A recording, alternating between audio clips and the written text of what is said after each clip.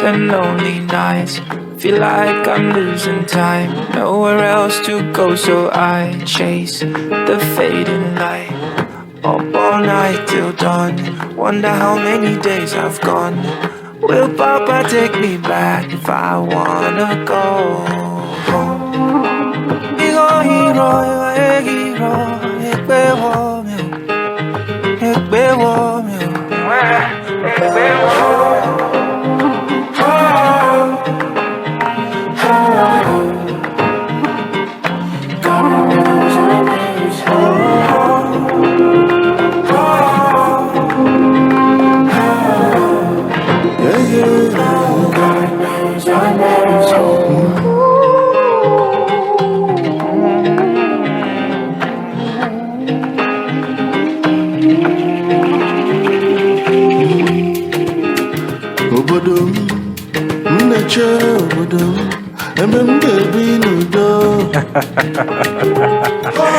Enjoying the music in the studio.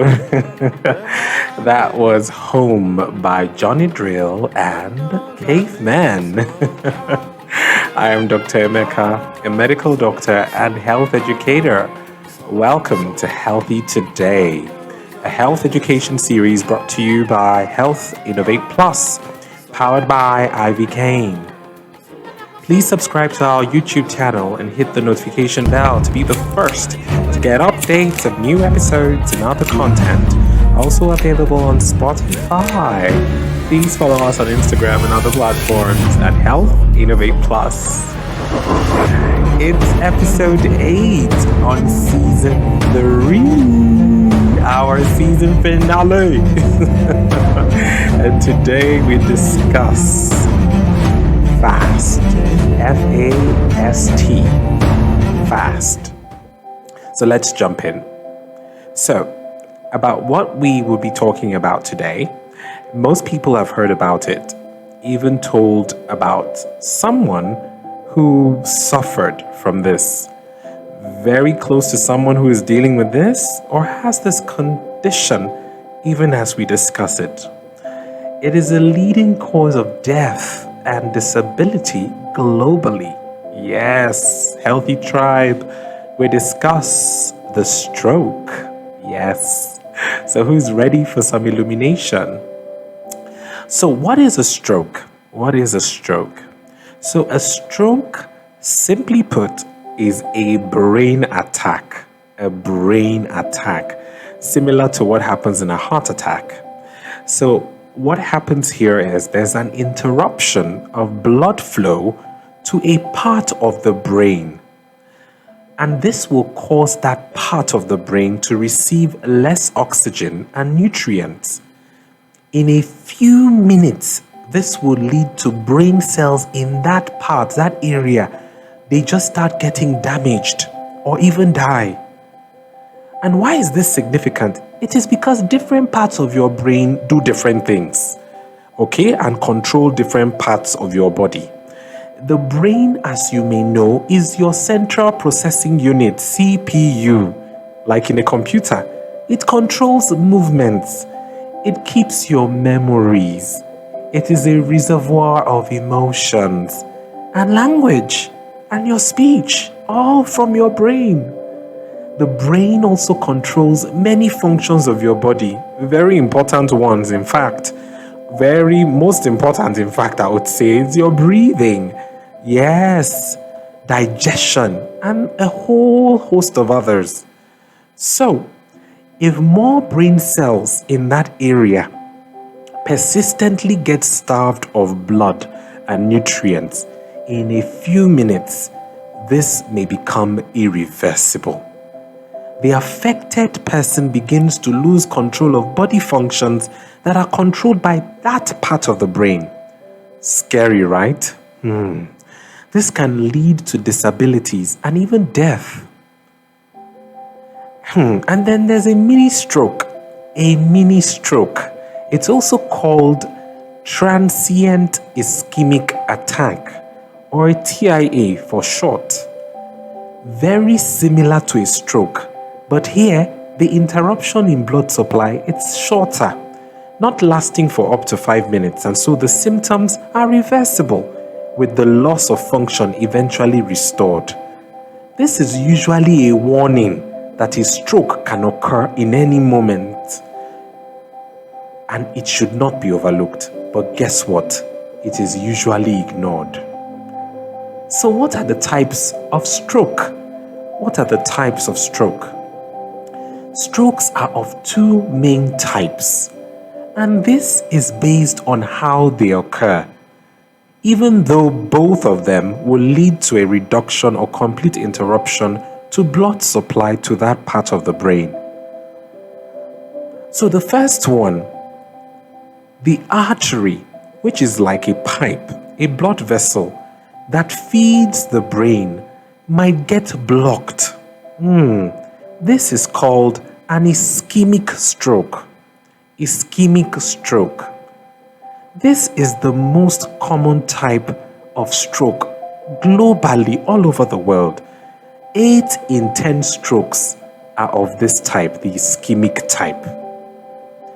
The other thing that could happen is the artery or blood vessel, which is within or around the brain, could burst. Yes, this is called the hemorrhagic stroke, but this is less common. So the other 2 in 10 is of this type. But you know what? When this happens to someone you know or to yourself, it is 100%. It's not 20 or 80. When any type happens to a human being, and if it is you or somebody you know, it is 100%. I know your next question. So, how does the stroke come about? What causes the strokes? So remember, there is the ischemic stroke, which is caused by what? A block in the blood vessel, that pipe that feeds your brain. And then there's the hemorrhagic stroke. Yes, that one is caused by what? A burst in the pipes, the blood vessels that feed your brain. For the ischemic stroke, the one that is caused by a block, that block could be from a blood clot, which what we call a thrombus. It forms in the blood vessel, right there in the brain, and then it blocks the vessel. Or it could be a clot, a blood clot from somewhere else in your body that breaks off, for example, from the leg or even the lungs, and it breaks off. When it breaks off, the thrombus is no longer called a thrombus. It is now called an embolus. And it travels, and then it could get lodged in the blood vessels in the brain and cause the blockage. Or it could be that just small blood vessels in the brain can get blocked. And you usually see things like this in people that have poorly treated and managed high blood pressure, hypertension, or people that are careless in managing diabetes, or even people with high blood cholesterol. Those fatty deposits, fatty particles move and block those small tiny blood vessels, and believe me, they are really tiny. In the hemorrhagic stroke, a blood vessel might tear, start leaking, or burst open and then bleed into the brain. Again, this could be due to a high blood pressure. Brain tumors can cause this. And some of you may have heard of this in movies and around you. Brain aneurysms. These are blood vessels that have areas in the blood vessels that are bulging or ballooning in the arteries in the brain, and they can rupture, burst open, and cause a hemorrhagic stroke. So what are the symptoms of a stroke? I'm sure you're already guessing, because I said that a stroke affects wherever the blood supply is reduced. That part, whatever that part of your brain is controlling, and it's like a circuit, a network, like a motherboard. Every part, those of you who are engineers, you will know, each part of that template is doing something in the body. So wherever that place is affected, you will see that symptom, okay? So, I will just mention a few, as there are so many. The common ones we see are There could be a sudden numbness or weakness in the face, the arms or legs, especially on one side of the body. A distorted smile. You tell the person to smile and you see the smile is crooked. The mouth or lips move to one side of the face. Or a paralysis, which if it happens on only one side, that is half of the body is paralyzed, we call it hemiplegia. Hemiplegia. There could be sudden confusion, disorientation, memory loss, trouble speaking, or even difficulty understanding what is being spoken, or a slurred speech. There could be a sudden change in the eyesight in one or both eyes. It might become blurred, or there might be double vision. There might be a sudden challenge in walking, or there might be dizziness, loss of balance, or lack of coordination. There might be sudden loss, either partial or total, of one or more of your senses. Your vision, I've talked about that already. Hearing might just suddenly disappear or become difficult. Smelling, tasting, or even touch. There could be a sudden severe headache with no known cause. Or fainting, or even worse, death. So to recognize the warning signs and symptoms of a mini stroke or even a full-on stroke, you need to think and act fast. Aha! Finally, the title of the episode surfaces. You need to think and act fast. But you might ask me, what do you mean by think and act fast? Well, fast in terms of how quickly you need to proceed and how quickly you need to act, but also fast because it is an acronym of some of the things I will be telling you about. We'll start with the first letter in fast, which is F. F is for face. If you see that some things have changed and you're not really sure, ask the person to smile. Look for a drooping face or a distortion in the smile. A, the next letter in the acronym FAST, is for arms. So you ask the person to lift their arms, both arms above their head. Check to see if they are struggling to lift safe. Or keep one or both arms lifted. If they see them, one hand is too heavy for the person and the other one is not, this could be a sign of a stroke. S for speech. Ask the person to speak.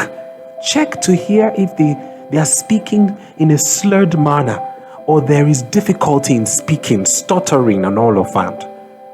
T for time. Okay, that's the last letter in FAST. Call emergency services immediately, or in our setting in Nigeria, sad to say, but do not wait for help. Head immediately to the nearest healthcare facility, but also note the time when these signs started. It becomes very useful to us at the hospital to decide on the best treatment option, because the later the delay, then our options are different. But if you get there early, the treatment options are different and can actually cause us to get a resolution or a reversal early enough. So who is at an increased risk of a stroke? Pay attention.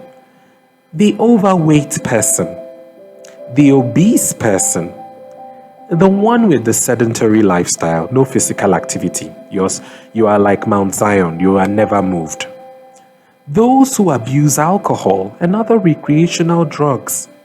Those who smoke, whether you are the smoker or the one who doesn't smoke, but you remain around those who are smoking or in places where people are smoking.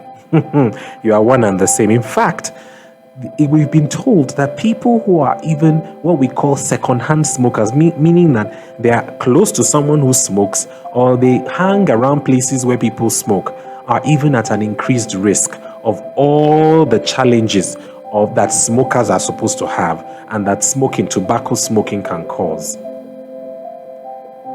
Those with hypertension, diabetes, high cholesterol, heart conditions, or having someone in the family with any of these is a risk factor.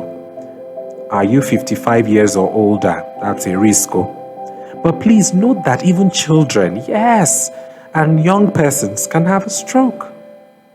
African Americans and those from Central and South America have an increased risk. Men, where are you? Come forward. We are at an increased risk.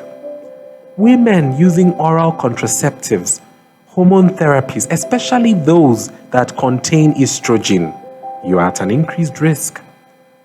Is it safe to say that all of us just got on this list? Yes. Hence why I do this for everyone. So how do we prevent strokes? Which is why I'm here. I've done the first part. I've told you your risks and all the risk factors. Number 2, listen to the advice from your healthcare provider. Need I say more? I'm always available and you all know your doctors and nurses. Listen to them. Shift to a healthier lifestyle. This is our 3rd season, and that's the goal for our Healthy Tribe on Healthy Today. If hypertensive, ensure your blood pressure is under control. If diabetic, same. Take your treatment, exercise, diet seriously. No abuse of alcohol, no smoking, whether first-hand or second-hand smoking. Reduce the saturated and trans fats in your diet. If you don't know what I'm talking about, listen to the Softs and Slipperies episode after this one. Eat more fruits and vegetables. More physical activity and exercise regularly, please. Yes, you can. So, our medical word of the week is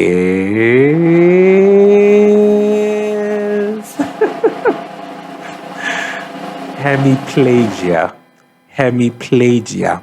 So, hemiplegia is spelled Hemiplegia. Hemiplegia is paralysis that affects only one side of your body and a serious life-threatening symptom of a stroke. Hemiplegia may affect your face, arm, and leg on one side of your body. Yes, so let's 5, 2. It's beginning to look a lot like Christmas by Michael Bublé. Enjoy. It's beginning to look a lot like Christmas everywhere you go. Take a look at the 5 and 10. It's glistening once again with candy canes and silver lanes that glow. It's beginning to look a lot like Christmas. Toys in every store, but the prettiest sight to see is the holly that will be on your own front door. A pair of hop-along boots and a pistol that shoots is the wish of Barney and Ben. Dolls that'll talk and will go for a walk is the hope of Janice and Jen. And Mom and Dad can hardly wait for school to start again. It's beginning to look a lot like Christmas everywhere you go. There's a tree in the Grand Hotel, one in the park as well. It's the sturdy kind that doesn't mind the snow. It's beginning to look beginning to look a lot like Christmas. Ooh. I'm about to bust your Christmas bubble. So, my doctor's orders as you get into Thanksgiving and the spirit of Christmas. Be deliberate this season about eating of a variety and up to 5 portions of fruits and vegetables every day. Yes, I said it, 5. That's the WHO recommendation. You know what? Buy them. Juice them if you have to. Chop them up. Cook them. And when I say cook them, stir fry, steam, bake, main course them, like in salads, and all of that. So ensure that, that's happening, but eat your portions of fruits and vegetables, okay? So, it's Dr. Emeka's motivation of the week.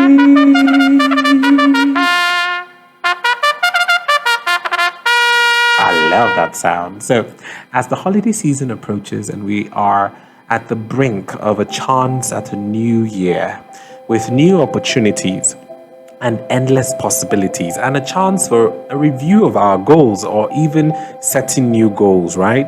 It is critical that we all take some time to meditate, shut out the noise, take a retreat, and do a SWOT on yourself. What are your strengths? What are your weaknesses? What are your opportunities that you can leverage? And what are the threats that can deter you from achieving your desired goals?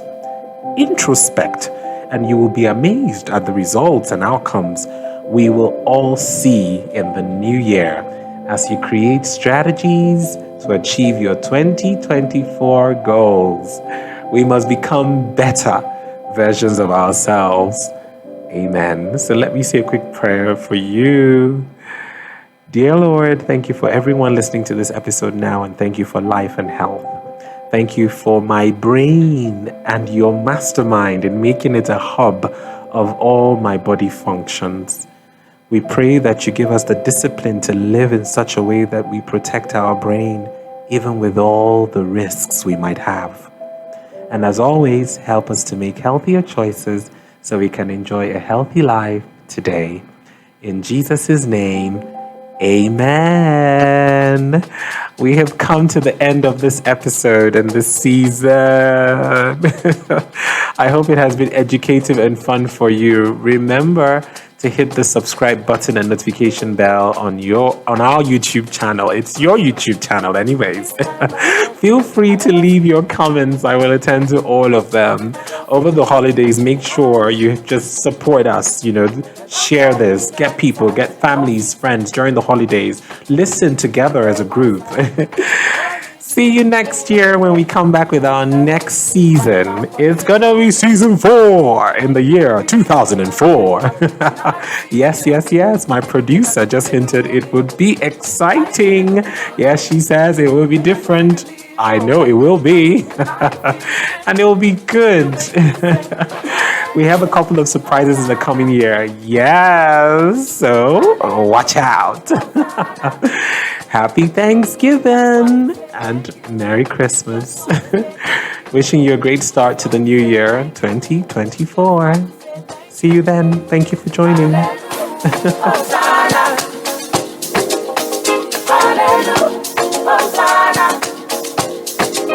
Just want to say thank you. Just want to say thank you.